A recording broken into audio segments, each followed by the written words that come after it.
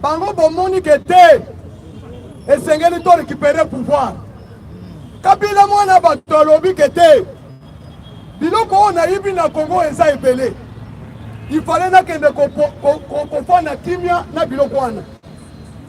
Tshisekedi alobi comme ça ndenge onimi kosede pouvoir d'une manière pacifique okozala partenaire na biso ya Congo.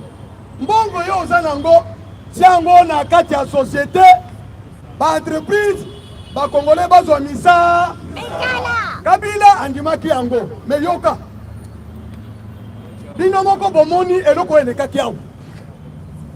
Tshisekedi a confirmé biso atindili biso na écran géant totala ndenge bazo publier résultat. Kasi groupe ya bato oyo ya motema mabe oyo bantouré Kabila oyo Kinke Mulumba alobaki ke Kabila ayaka na pouvoir sans koyeba ata lingala. Mais baméricain bapesaki ye groupe d'individus baencadre ye bato wana nde bainduire Kabila en erreur.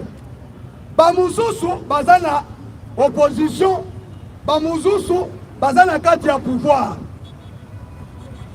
Opposant oyo nanu asala na Kabila te azaka kamo komo na efatiba motema ya likundu motema mabe ekangi mbemba na Moïse ka balobi ndenge Kinke Mulumba olobi bongo tokomona esika wapi Félix akokoma président tokokase ye nde basalaki boutique ya Genève pour pas écarter Félix parce que Félix n'a jamais travaillé avec Kabila.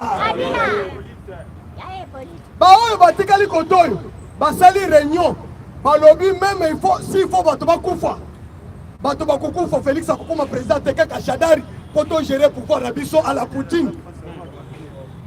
Maintenant qu'est-ce qui est arrivé? Pour mon aki tozeli 1h du matin nanga na résultat ya solo bato wana baboyi Kayimbi John Numbi na bato wana balobi te na famille ya Kabila balobi te pouvoir tokotika yango te toko acha pouvoir ata mokolo moko te nde Kabila alobi ke bolingi liwana baméricain basimposer butu bayebisi nanga loba vérité de nanga beti balobi olobi mais makambo ekosila na cour constitutionnelle bamenace Luamba balobi Luamba soki omeki koconfirme victoire ya Tshisekedi ozokufa baméricain bayebisi Luamba ke mec yo lobaka ya vérité tokomona moto akosala eloko awa makambo eleki na mboka oyo soko bokozela ndenge na kopesa bino information bokoyeba. Qu'est-ce qui est arrivé?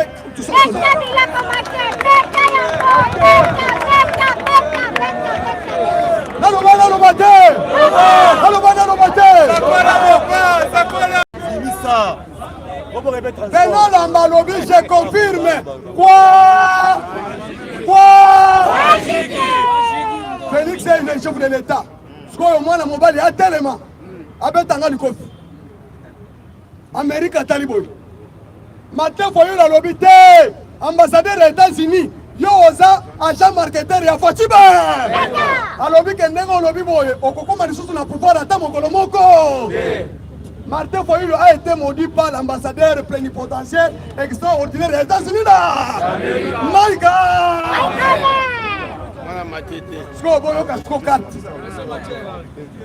Martin Foyulu alobi non. Awa, je suis bloqué là que les États-Unis là. À quel constat la lobby? Kabila atindi Mabunda. Zombongo nyonso kende na États-Unis d'Amérique ko eno kosala lobby. Mabunda ke ABC tambo mwamba kende na Belgique. Esika wapi Benoît Lombazali to de jouer carte. Tango Mabunda ke ya ko kuta Martin Foyulu kuna na États-Unis d'Amérique. Bakei komona nana représentant ya ba démocrate na États-Unis d'Amérique. Basengi boy. Nous sommes prêts à qu'on soit en charge. Campagne à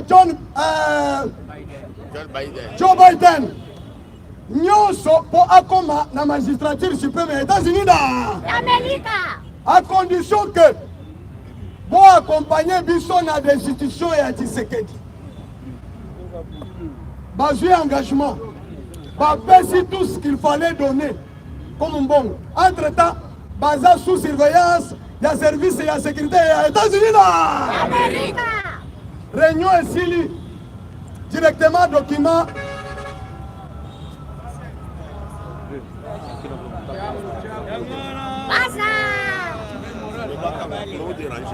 Il n'est pas suivant. Nazo yebisa bino esika wapi makelelo oyo eza na mboko yuti. Ndenge to de jouer yango. Bakoti kuna na réunion basilisi tango baza na États-Unis d'Amérique. Document déjà na mesa ya Fatibe. Fati alobia nde bongo. Zo stratégie. Fati maintenant asali oyo na yebisa kibino que batindi kekende na Bruxelles. À na Bruxelles, bah PC carte nyonso balobi maintenant. Cette fois-ci, vous devez agir en tant que chef de. Fati aye à Brazzaville. Alobi que coalition Koukou Fali sous-souté. C'est pour vous dire que mariage, divorce est un consort. C'est un langage diplomatique. Est-ce que Bino Tam Fati a quelqu'un qui Brazzaville, bon, il y a quelqu'un qui a un mariage. Mais maintenant, il y a tout lié. C'est-à-dire, après si bino message, mariage, je vous fais le sous-souté. À Brazzaville, ne va y que Betabo. Tole! Nyata Tole! Fati aye a sali ordonnance. Même partout dans le monde, parce que l'ordonnance c'est belé boité. 4 heures du temps, il y a ordonnance. Il y a administration, il y a justice. Il y a armée et ça la magate. Il n'est pas suivant. Wana matin for you na mabunda na États-Unis d'Amérique. Bayoka na radio boyeke kuna moto peli Félix Sansali kude.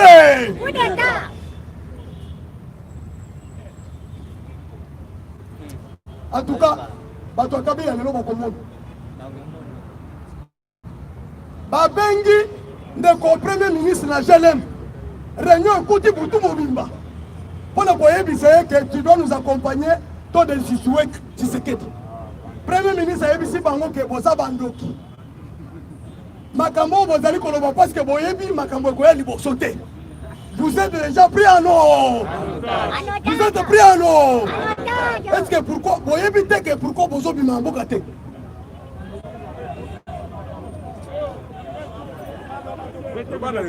Bayebi si bango que est-ce que pourquoi Boyebi Bozo Bimate?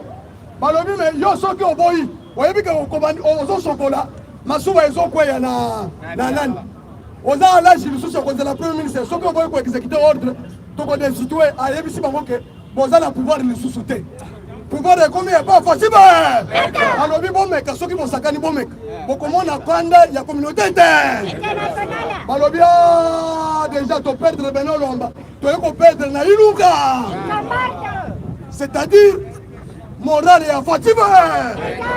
Papa, ceux qui ont la politique, ceux qui ont une diplomatie, aux amalades. Moutou et Zobela, Talane Kagame a piqué crise. Il est déjà moribond. Il ne peut pas encore faire la peau.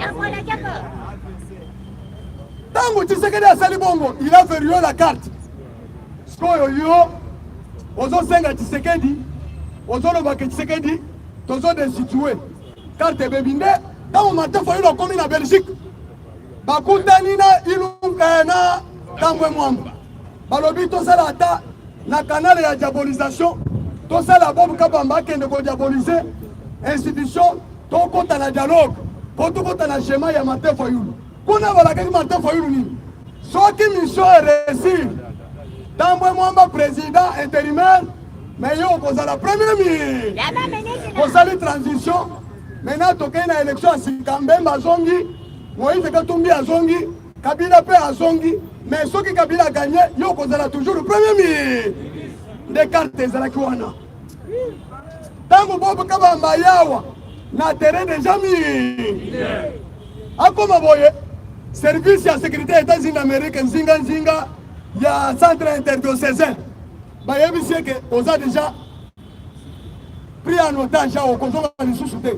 À 5 services, membre de l'ambassade des États-Unis, il y a Belgique, bon sauver Ngaï. Parce que Bob Kabamba n'est pas un Congolais, c'est un Rwandais. Il n'est pas suivant. Neba Kimisie Boutou Boutou. Est-ce que vous avez la conclusion? C'est-à-dire à Kima. Maintenant, qu'est-ce qui est arrivé? Comme États-Unis à comprendre que Kabila n'a pas donné qu'est-ce qu'il fallait faire? Il fallait Félix Mena, Alia Moussounia, Nambeli. Ce qui Moussounia Makasi Namino, il faut aller à mon Nambe. Si vous avez un message à quitter, Yesu quitte.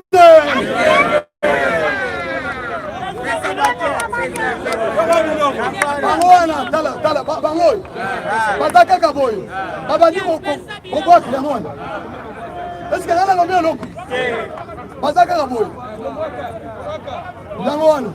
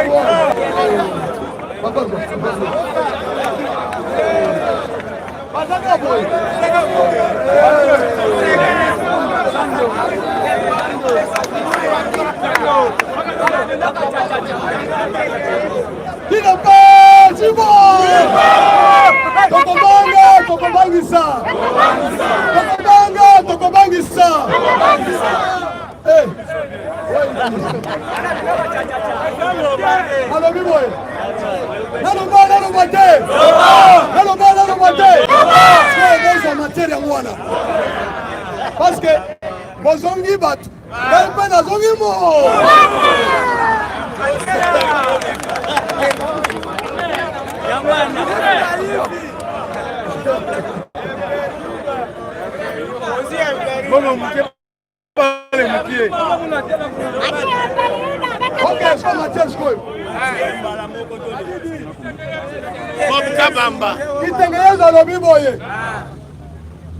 Théodore Ngoy, Martin Fayoulou, aveuglé par la haine tribale, il commence à brosser les dents dans le sens de la brosse. Il ne peut pas alobi boye, aveuglé par la haine tribale, il brosse les dents dans le sens des brosses. C'est-à-dire, au lieu de la brosse boye, au lieu de la brosse boye. Ça veut dire quoi? Naloba, nalobate. Bakoye na muta. Baza déjà na erreur. Baza la qui erreur. Tu sais que des personnes qui bango temps. Ba toucher. Balle.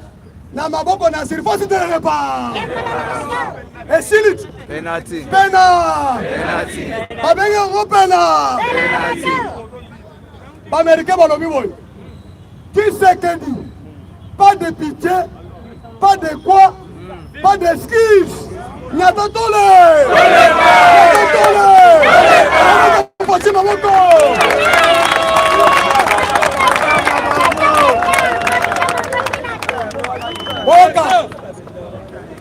Boyoka, le secrétaire Yaoni à Lobi Boye. C'est fini la MONUSCO qui protégeait le régime de l'Afrique locale. Maintenant vous avez le Congo à la main. Pas question de négocier encore, c'est ça le fait. Pas question, il y a un personnage grade et général Natika Bitumba. Pas question, il y a qu'on négocie à ministère, il y a des sous-sous. Na minito tozolo banabino. Na tongo ya lelo. Tous les miliciens à Kodeko, ils sont qui na Ituri. C'est ça le. Baye bango moko na tongo. Na babando blanche. Balobi que tu déposer les armes. Bon prendre biso en charge. Trouble et sali na Ituri na Bunya lelo. Balobi ba rebelle bakangi Bunya non. Moto bayoki solo ya léopard na kati ya zamba. C'est fini. Pas question ya ko négocier les choses na ba rebelle. Ba ye ba ngomoko ba lobi to déposer les armes. Tokei bolongola bandeko na biso bazaki na prison. Balongola to déposer les armes bozo biso en charge. C'est fini. Bitumeza les sous-soutés. Qu'est-ce qui est arrivé? Les Américains balançaient déjà opération Mukama.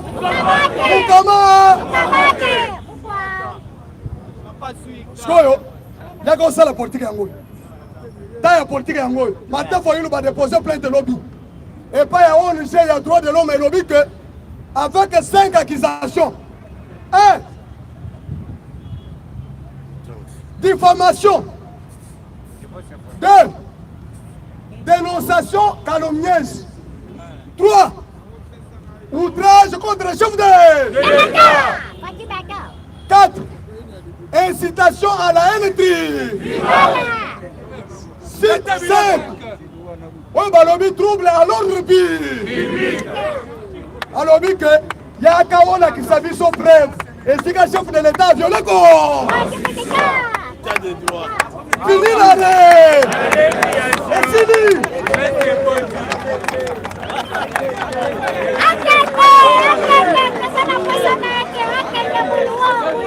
Non, mate. Je comprends que je politique en moi. Yo bino bato FCC. Tolokana. Bino bato FCC. Tobatela ki bino.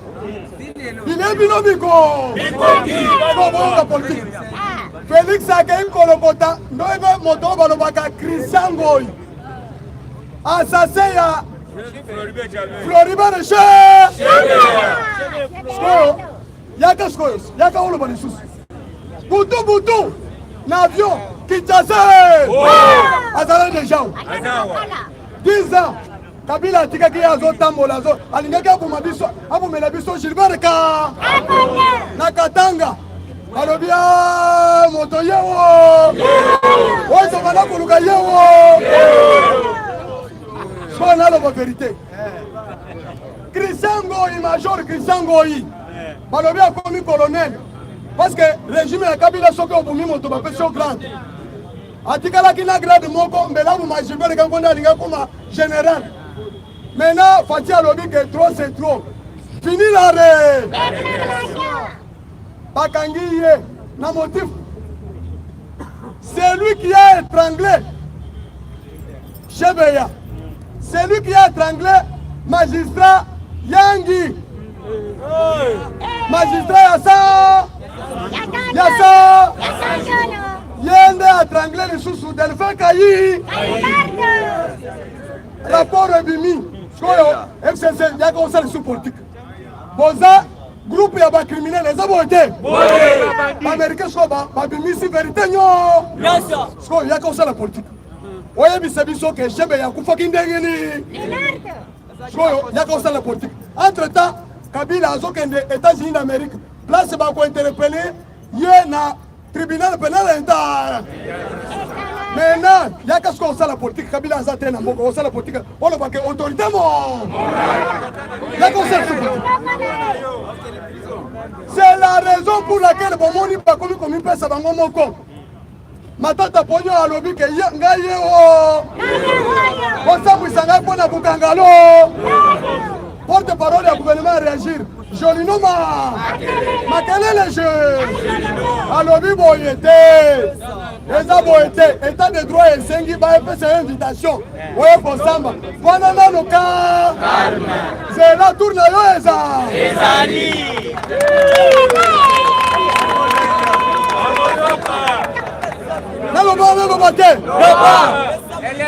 Inspecteur, il y a finance, il y a conseil d'audience, il y a gouverneur de la Banque centrale. Balobi que la kisabiso machine na yo. Ntoye ba compte nyoso ya leta weza na kati ya machine na. Batala boye ba moni kaka izo kilinyote tek. Balobi que oyo compte ni. Oyo kilinyote boye. Batala boye 620 millions de dollars.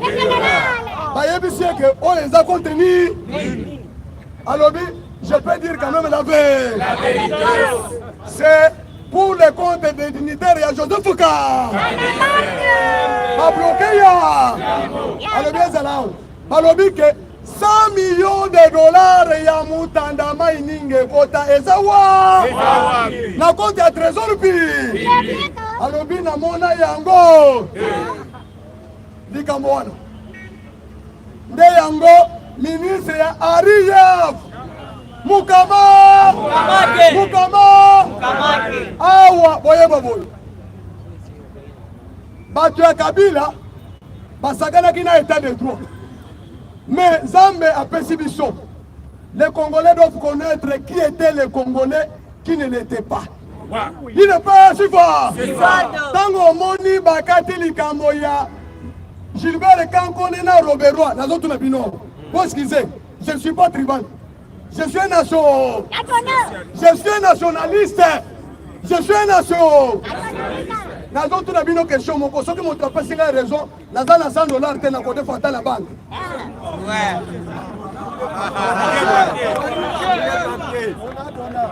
Nano bate. Boboya ngai te komeka ngai te.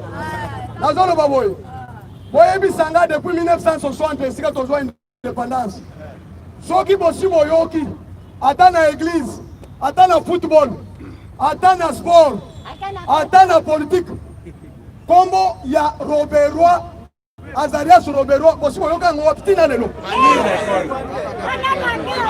Noma sika mokote toni boyoka azotu na bino boye yebisanga yo omona ye na histoire ya politique Kongo azali c'est l'unique kombo oyo ezali na Kongo oyo eza na omo te eza boye te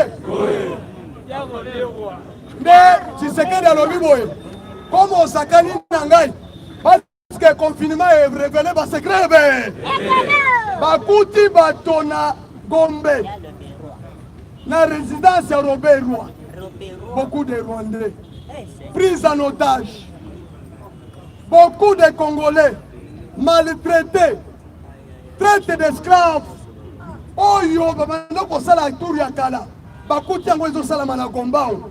Tshisekedi a libéré le corps. Mon frère. Tshisekedi a libéré le corps. Les Congolais.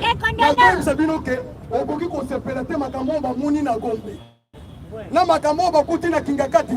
Kabila traitait les gens, maltraitait les gens comme des esclaves.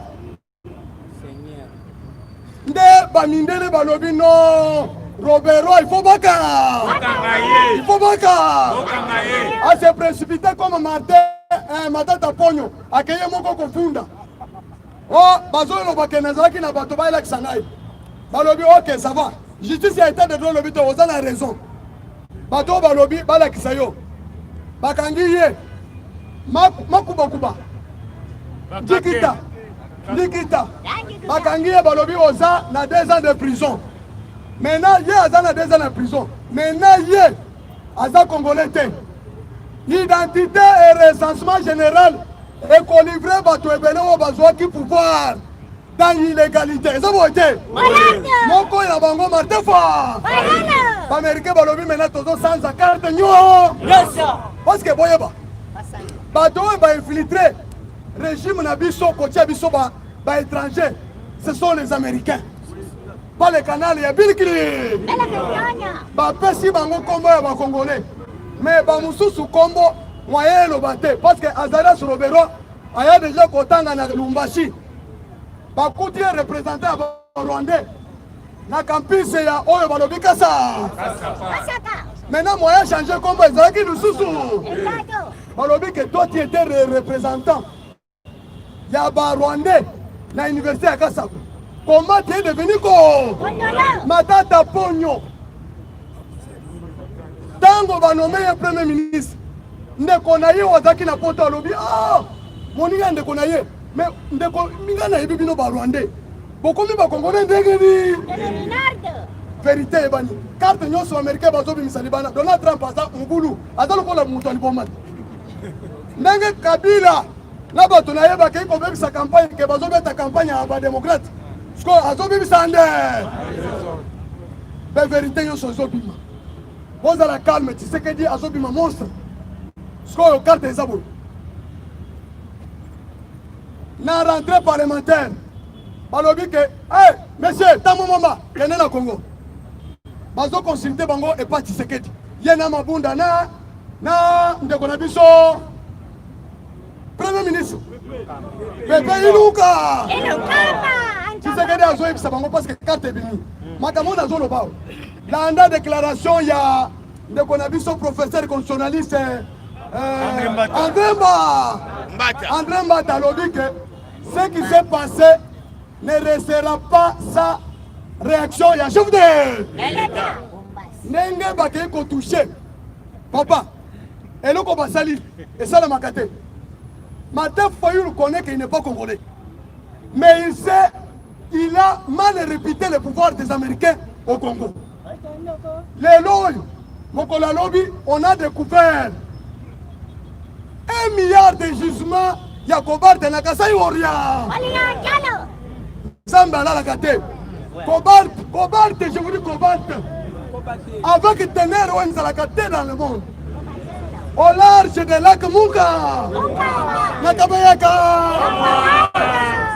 Bakoudi gisement, il y a cobalt, minerai stratégique. Où est la Kate dans le monde? Zambala la Kate. Il n'est pas Ziva. Les conséquences, il y a qu'à bénir Israël. L'Américain va éviter Félix, l'Oba, Israël, ACP. Quand vous dites que je bénis Israël, au nom de la République démocratique du Congo. Comme il est dit dans la Bible, Zambe Père Abalouki a béni le Congo. Ce qu'on a besoin de savoir nos cartes de diplomatie. Pour mettre la Fatima Boko. Fatima. Américain balobi boye. Comme Kabila sakani na biso. Tshisekedi akolongwa lisusu pouvoir te. So botuna ke akolongwa ndenge nini? Alongwa ndenge nini? Awa au mois de janvier, Félix sera le président de l'Union africaine. Soyo zonga sima na zonga sayo sima. Wenda matière ko zonguni le forte. Au mois de septembre à New York, Tshisekedi a télemi. J'ai dit ceci. La République démocratique du Congo regorge toutes les matières stratégiques du monde. Nous devons avoir aussi la même mise sur le fonctionnement de l'eau. Nous avons des terres arables qui peuvent nourrir 2 milliards de personnes. Nous avons notre climat, nous avons des eaux, nous avons des forêts, nous avons tout ce qui fait vivre les... Nous devons participer aussi à la prise de décisions sur le plan international. Bamindele Balobi, tu as raison, mais ce n'est pas aujourd'hui. Il faut tout ça l'arrêt. Tout ça l'arrêt. Pendant au mois de septembre, réforme Yaoni est en cours. Tant qu'on besoin de faire une réforme, il y a la loi électorale au Congo. Congo qui est sous-continent. Mais tu sais qu'il travaille sur les réformes mondiales. Makamouana est en fonction au mois de septembre 2020. 2020. Wana Tshisekedi président de l'Union africaine. Tshisekedi sera publicité comme fondateur des nouvelles organisations de l'ONU. Il sera placé au rang des décideurs du yo Camerounais. Oh, uta soki wapi? Il n'est pas Siva. Ouais, pour ça, na fo Siva. Non, bate. On va dans la vie que vous incarnez, nous avons fait nos scoyo. Fonctionnement et cours constitutionnel. Là, comment on peut traduire le chef de l'État en justice? Comment on peut comment? Il n'est pas Siva. On va dans la on va dans la Bluetooth pour faire la constitution dans le Sabino. Alors, vous voyez, les combattants, président soki omati yebisa biso est-ce que réellement Tshisekedi a violé? Il n'est pas assis quoi. Mais là je veux vous répondre. Au Fongola, article 82 et l'objet les magistrats de siège sont nommés par ordonnance auprès du chef de l'État. Donc voilà qui voilà. Si une proposition des conseils supérieurs de magie, dans d'autres tranchées, dossier, procès, il y a Ngoïtedor, dans Martin Fayoulou, parce que c'est pour la deuxième fois. Après procès à 100 jours, deuxième procès, il y a Martin Fayoulou, na Théodore Ngo. Mais dans d'autres, c'est Bino Bolanda. Les journalistes vont enregistrer en Ngo, Bokolanango, Bokopasanga, que Mathieu, Alendaka. Sur proposition, il y a conseil supérieur de magie. Article 150. Les mandats des magistrats de siège et du parquet sont inamovibles. Ce qui veut dire que Bakoki ko changer, à condition que qu'il soit promis à de nouvelles fonctions ou soit de sa propre volonté.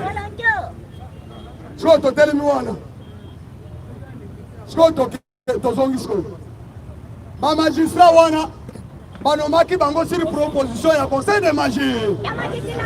D'ailleurs ce n'était pas un seul, c'est mis en place sur proposition, comme le malheur ne vient jamais seul, d'un président du conseil supérieur de magistrature intérieure. Comme on a eu Jean-Paul Monko. Kokeshabi. On a vu ça en français s'appelle le tombeur de pluie. C'est lui qui a détrôné, déboulonné le système de cas. Soyoka. La minute où on a zone Sabino, tous les magistrats sont en alerte. Ils sont attaqués. Makambo ils vont attaquer Tshisekedi parce que Tshisekedi nomme ne fût que na pouvoir na discrétionnaire. Oyo babengi na article 69. Dès à nommer le haut conseil supérieur de la magistrature sur proposition du haut conseil de magistrature. Sukoyo Boyoka. Tango Tshisekedi a nommé, c'est sur proposition du conseil de magistrature signé par Mukolo Wambombo. Mukoke Shabilo. Maintenant, ceux qui, malheureusement, le mari ne vient jamais seul. Il assure 3 fonctions. Il est en même temps, après la démission de Benoît Lomba, il assure l'intérim, il y a président, il y a Cour conseil. Il assure aussi l'intérim, il y a conseil supérieur de la magie. Lui seul est le procureur près de la Cour conseil. La magistrat Nyonso promis, promis va se révéler contre FC. Pour traduire le chef de l'État en justice, il y a des sanctions, violation de la loi, de la Cour constitutionnelle, ou haute trahison. Tout ça, article 165. Ce qui est article 165, afin de définir tous les méfaits, donc, attribués à la chef de l'État. Mais le chef de l'État a une seule juridiction. C'est la Cour constitutionnelle.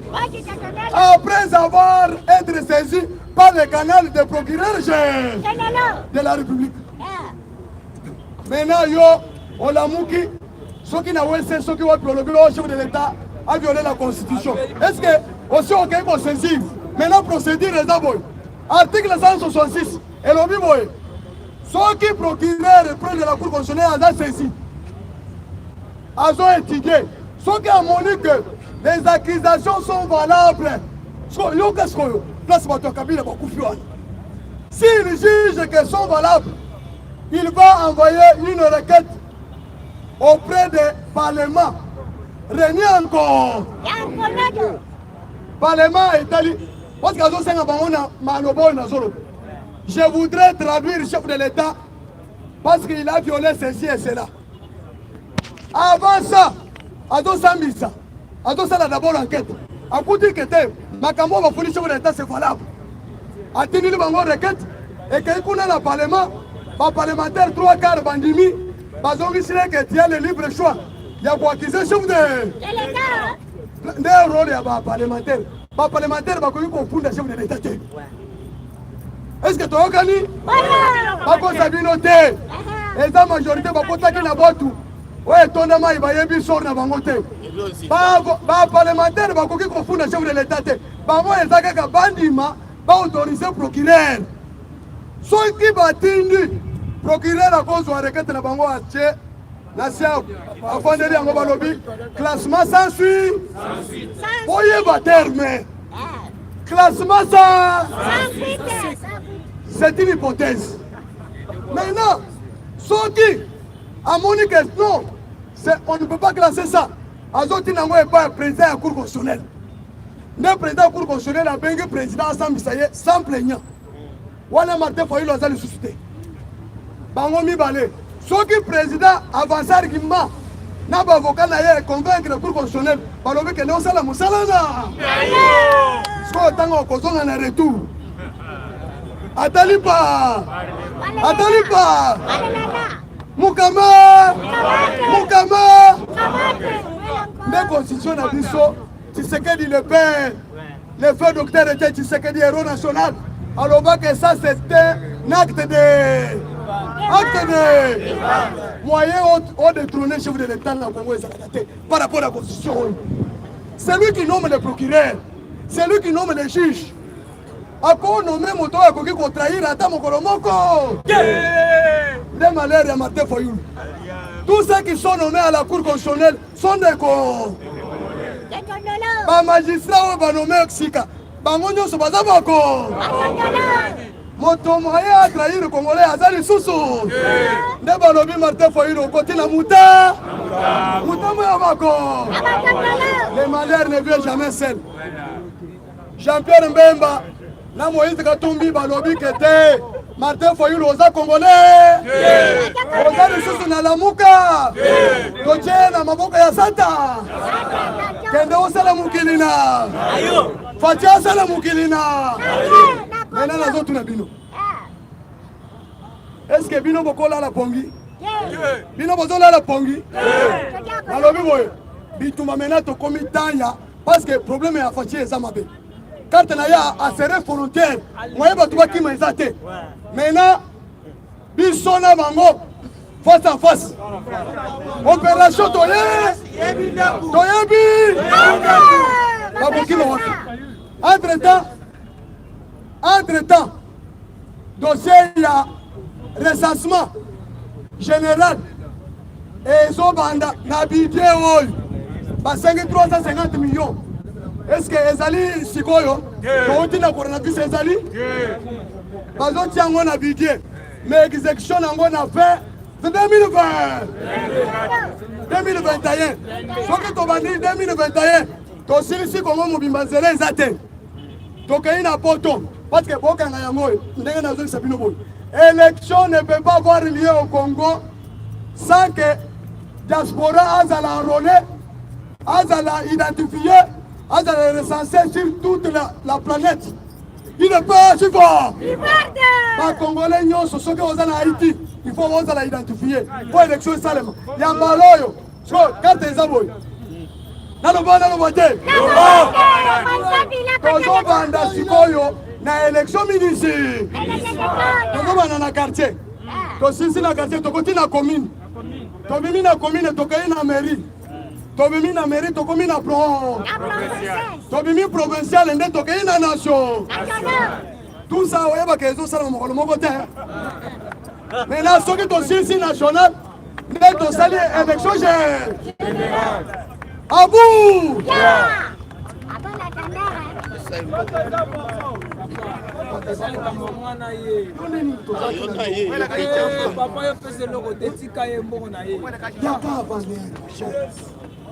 IDPS c'est viva.